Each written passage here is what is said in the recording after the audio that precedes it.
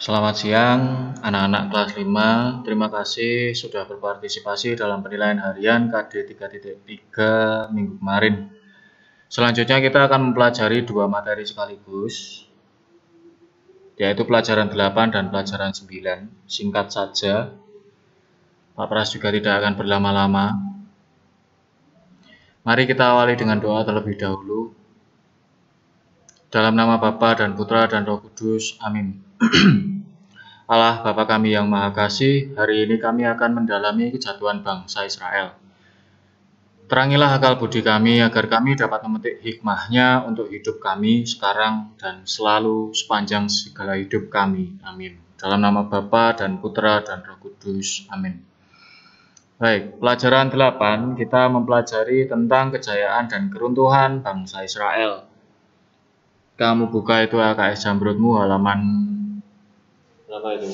Halaman 40 atau halaman berapa itu? Ya, dibuka 41. Sambil belajar bersama ya. Jadi kita akan memahami bacaan kitab suci ya, atau cerita tentang keruntuhan bangsa Israel. Ini ada di kitab suci Perjanjian Lama, di kitab Raja-Raja. Ini judulnya, Keruntuhan Kerajaan Israel. BDK itu artinya bandingkan. Bandingkan dengan kitab 2 Raja-Raja bab 17 ayat 7 sampai 23. Setelah Raja Daud dan Salomo meninggal, kerajaan Israel dipimpin oleh raja-raja yang tidak setia kepada Allah. Bangsa Israel mulai menyembah berhala di bukit-bukit. Mereka menyembah dewa-dewa di bawah pohon besar dan membuat berbagai kejahatan di hadapan Allah, sehingga Allah sakit hati.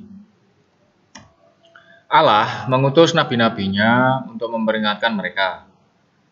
Berbaliklah kamu daripada jalan-jalanmu yang jahat itu dan ikutlah segala perintah dan ketetapanku sesuai dengan undang-undang yang telah kuperintahkan kepada nenek moyangmu.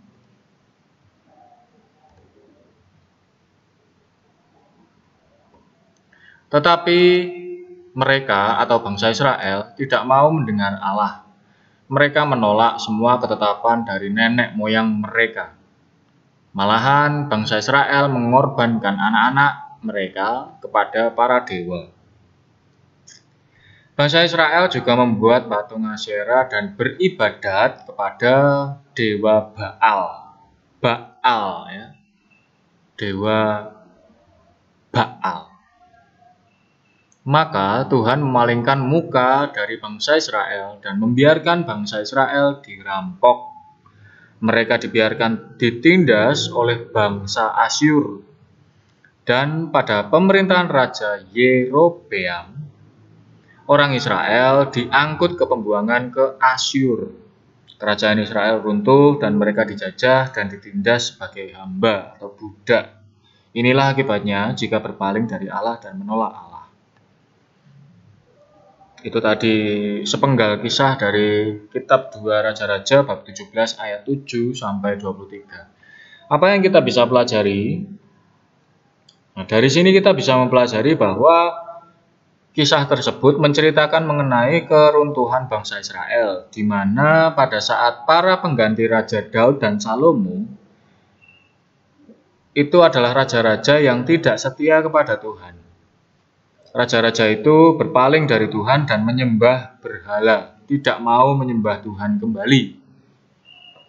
Nah, kemudian bangsa Israel pada saat itu banyak yang mencari kebahagiaan dengan menyembah berhala.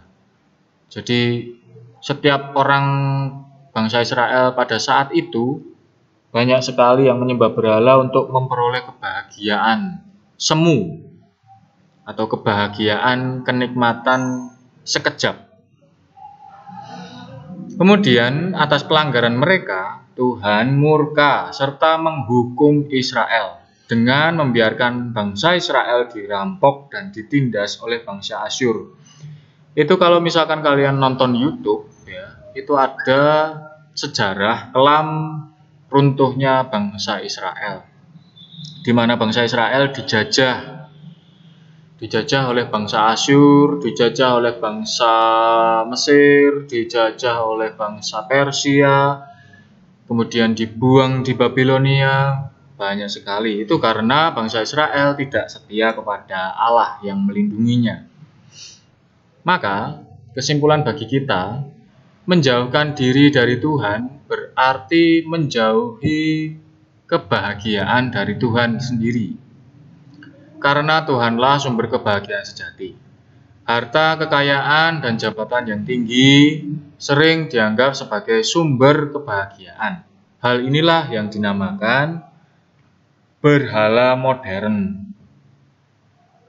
Orang terlalu mendewakan uang, orang terlalu mendewakan emas, orang terlalu mendewakan kekuasaan sebagai pejabat, kekuasaan sebagai bos di dalam perusahaan. Orang terlalu mendewakan aset atau barang-barang yang dimilikinya, punya akek bernilai 2 miliar, dibangga-banggakan, dipuja-puja.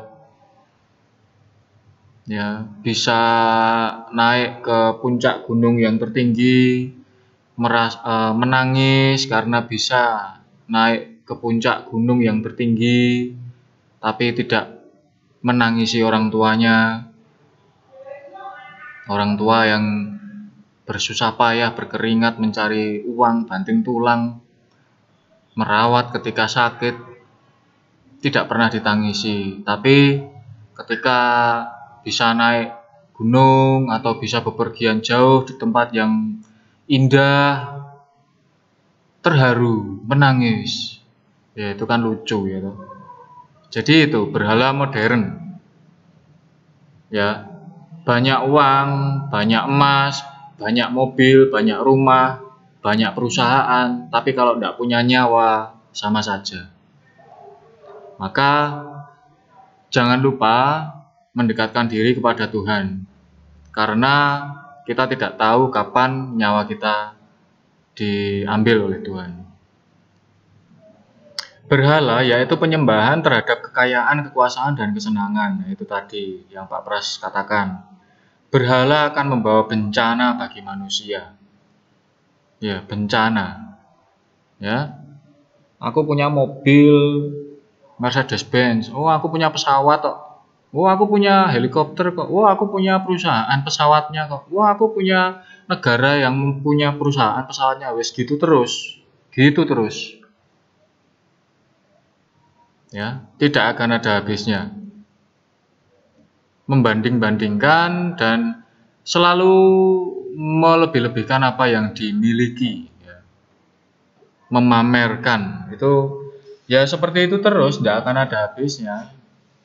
Saya punya motor Harley Davidson.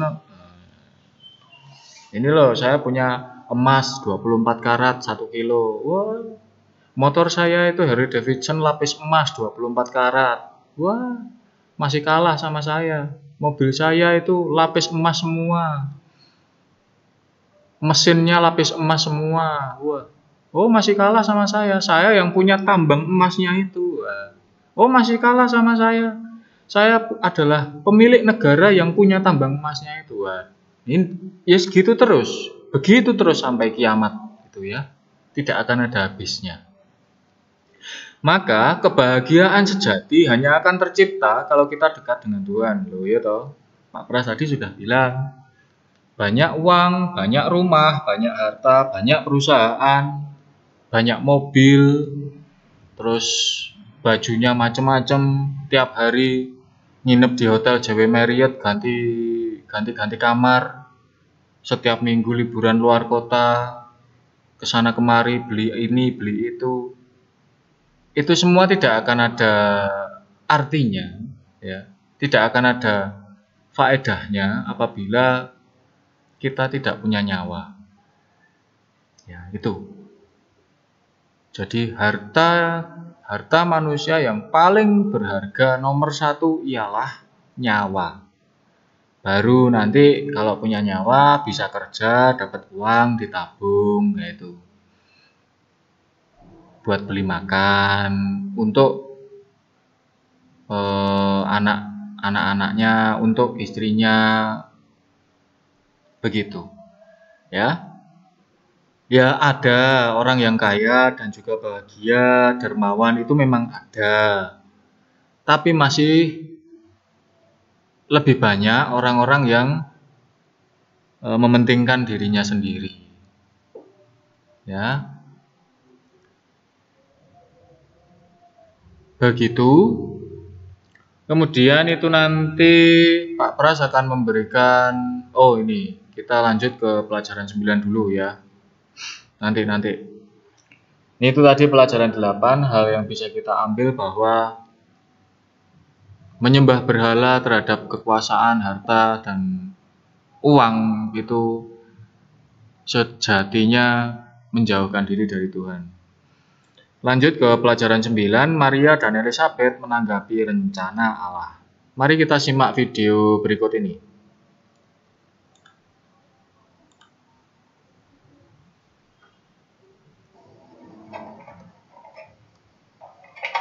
Salute. Salute a te.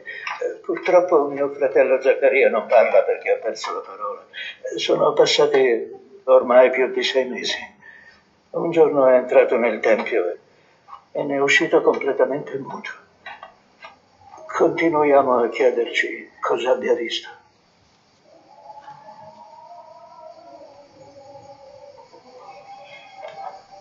E Elisabetta?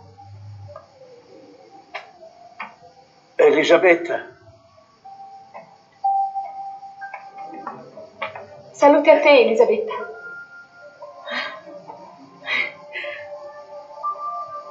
Maria, benedetta sei tu tra tutte le donne e benedetto il frutto del tuo seno.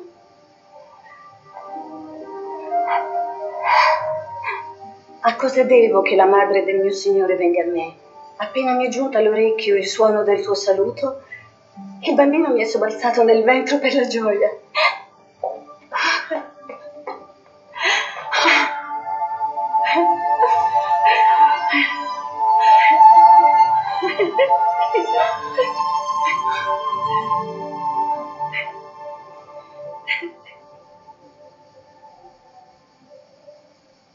L'anima mia magnifica il Signore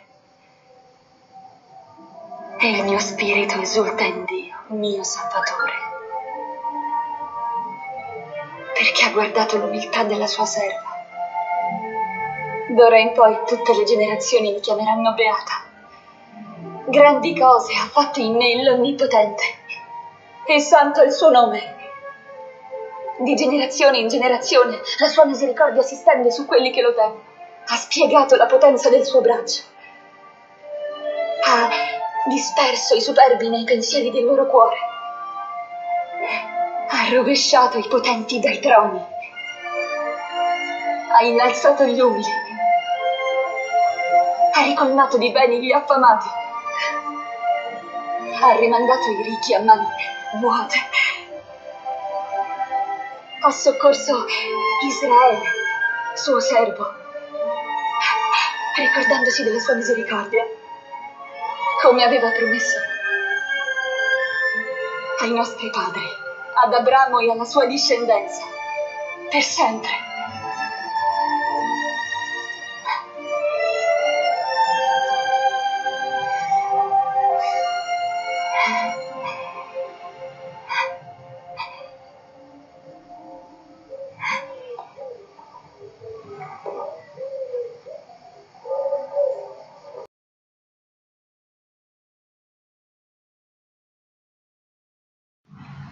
Ya, demikian video yang kita simak, yaitu Maria mengunjungi Elizabeth. Selanjutnya, mari kita simak video lagi, Maria menerima kabar gembira.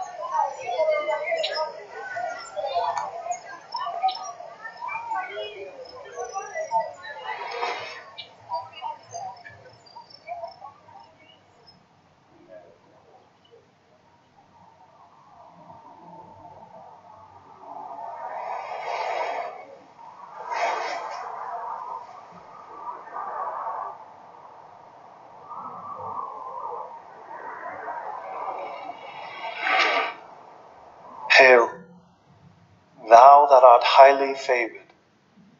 The Lord is with thee. Blessed art thou among women. Fear not, Mary, for thou hast found favor with God. And behold, thou shalt conceive and bring forth a son, and thou shalt call his name Jesus. He shall be great, and shall be called the Son of the Highest. And the Lord God shall give unto him the throne of his father David, and he shall reign over the house of Jacob forever, and of his kingdom there shall be no end.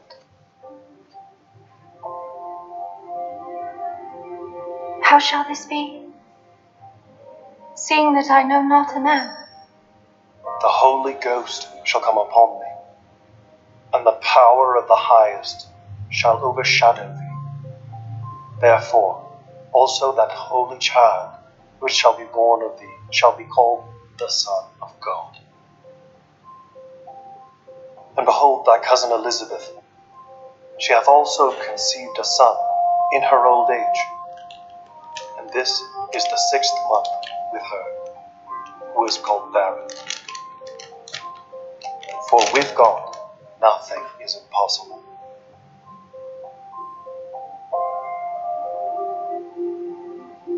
Behold, the handmaid of the Lord.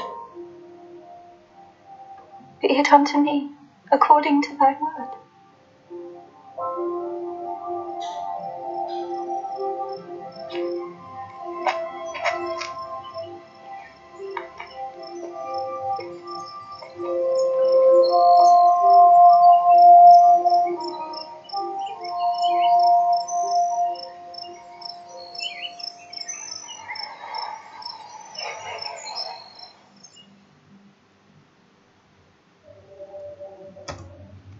Ya, itu tadi video tentang Bunda Maria yang menerima kabar gembira.